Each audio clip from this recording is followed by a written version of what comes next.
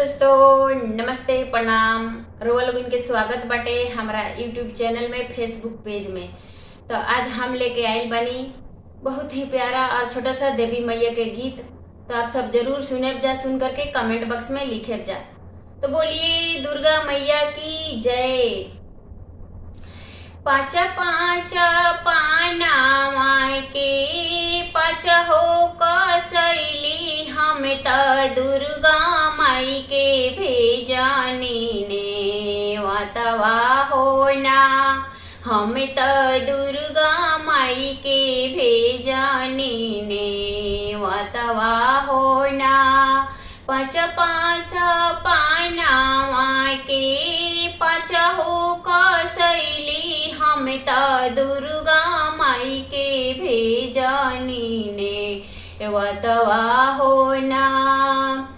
हमरो ने वतवा मैया करिना मजुरवा, हम त एक दिन आइबो रउरी दुअरिया होना।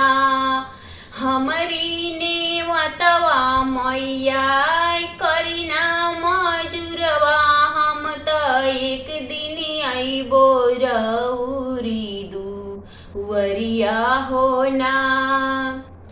आगे आगे आवेला दुर्गा माई के बघावा से, पीछावा से आवेला ने वतवा होना।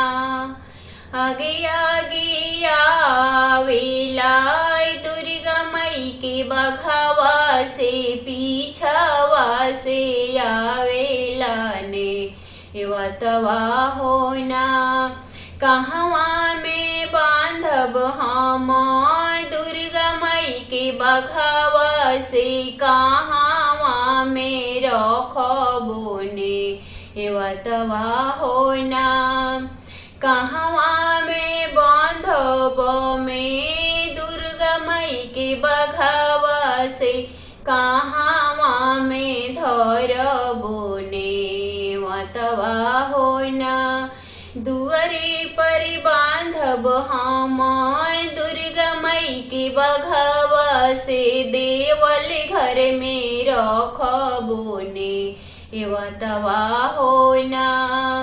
दुअरे पर बांधब हम दुर्गा माई के बघावा से, चौके पर रखबो ने वतवा होना। बघवा के संगे अइली दुर्गा माई भवानी, हम त दुर्गा माई आसन बैठब होना।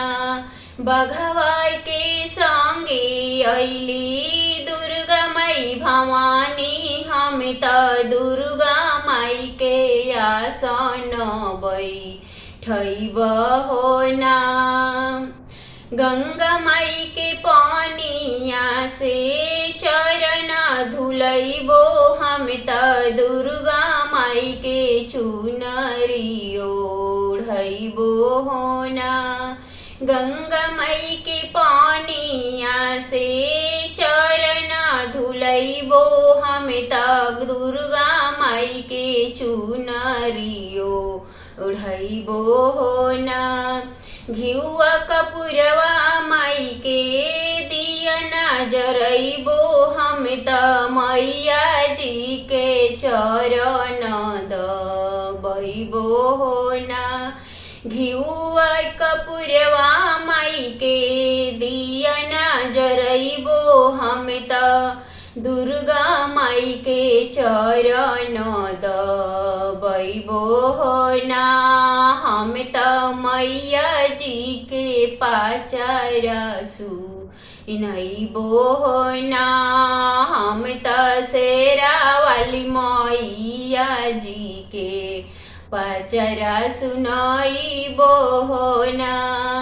पाँच पाँच पाना माय के पाँच हो कसैली, हम त दुर्गा माई के भेजी लेने वतवा होना।